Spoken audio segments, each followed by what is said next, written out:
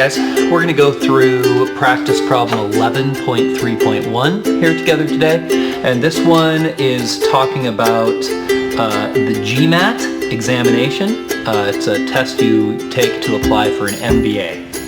So more than 200,000 people take this test annually, and the scores vary normally, that's given to us in the problem, with a mean of around 525 points.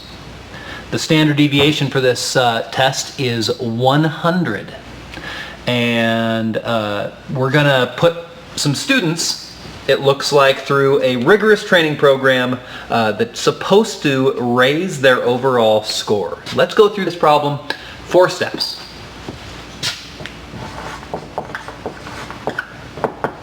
In step 1, we define our population, the parameter we're interested in, the null hypothesis, the alternative hypothesis, and the significance level. Here the population is all test takers for the GMAT. The parameter is the true mean score.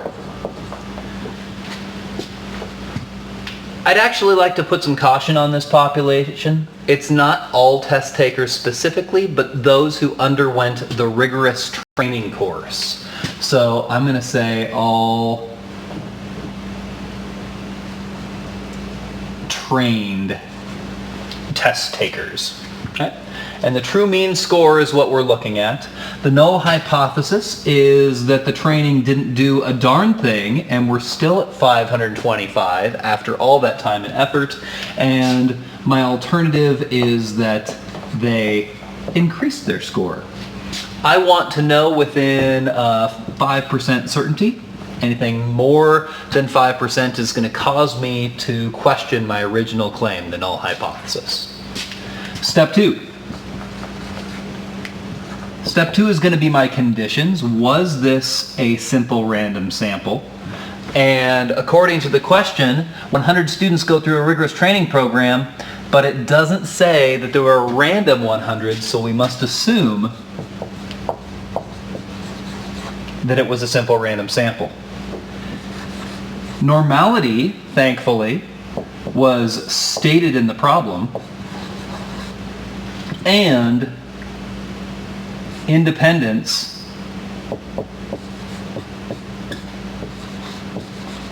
all the individuals in the GMAT test-taking program is indeed greater or equal to 10 times 100.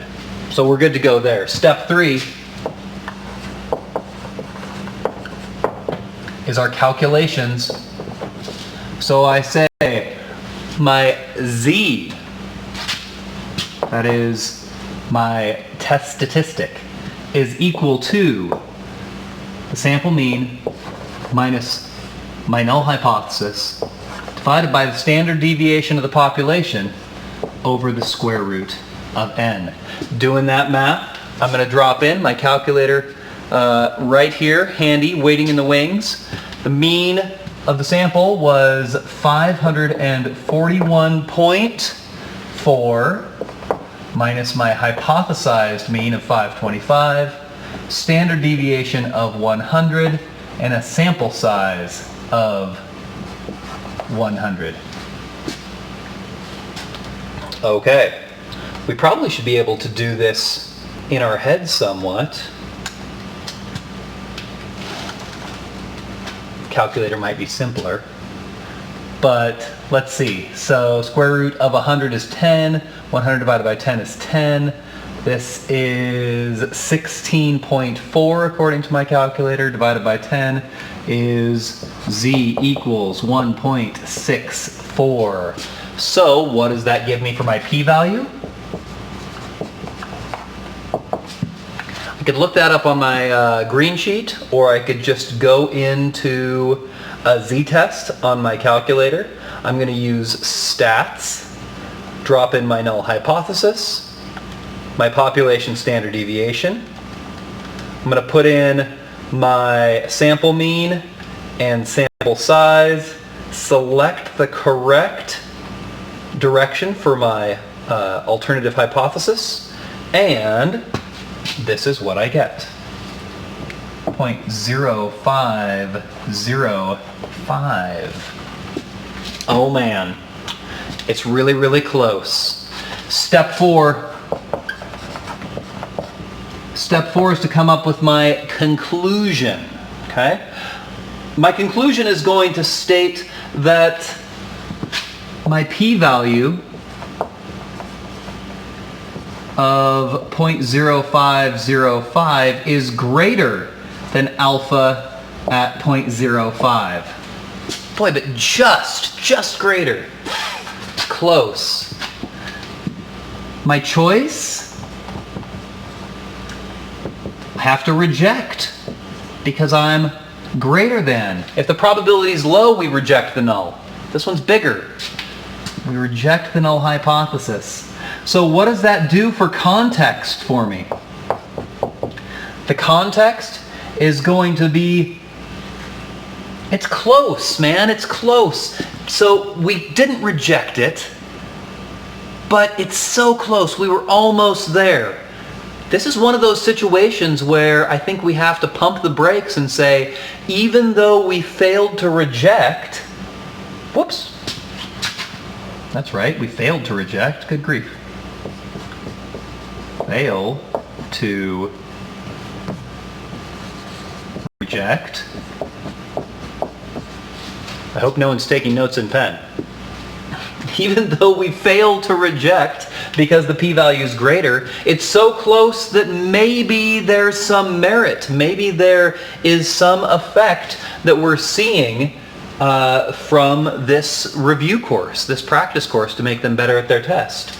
So my context might be this.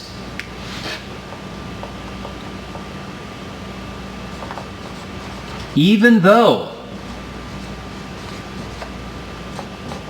it seems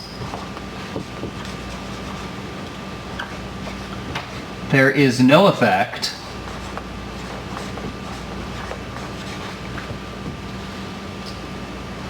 a low p-value warrants further investigation.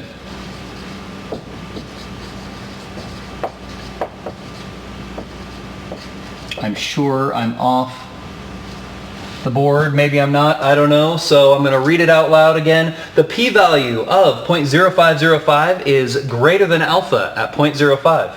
That means we failed to reject the null hypothesis. We didn't get below the threshold.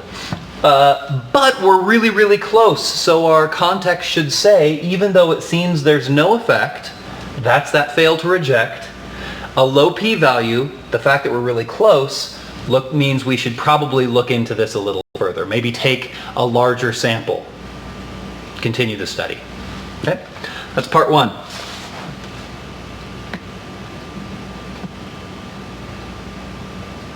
All right, part 2 says, suppose the average score was 541.5. Would this change your conclusion to the previous question?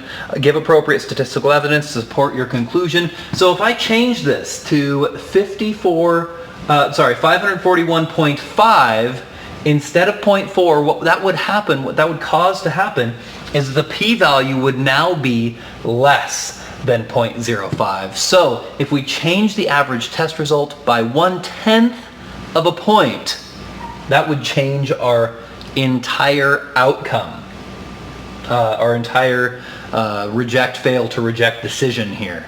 So it just goes to show that close is kind of worthy of putting forth some extra level of thought. Okay, it might mean there's something going on there. And that's, after all, what we're trying to discover. Is there merit behind the results? So it says, taking question, this is part 3, taking questions 1 and 2 together, what point is being made about statistical significance? Explain. And so I think I just said that. The point is, that just because we've drawn a line at in the sand at 0.05, it doesn't mean that that arbitrary number should be definitive in our decision making, right? All the p-value is evidence against the null. How much evidence we require is based on some predetermined reasons, but ultimately it's arbitrary. And so if we're close, this is quite a bit of evidence. So I wouldn't throw away the training program just because we didn't make it across the arbitrary line of 0.05. All right. Hope that jives.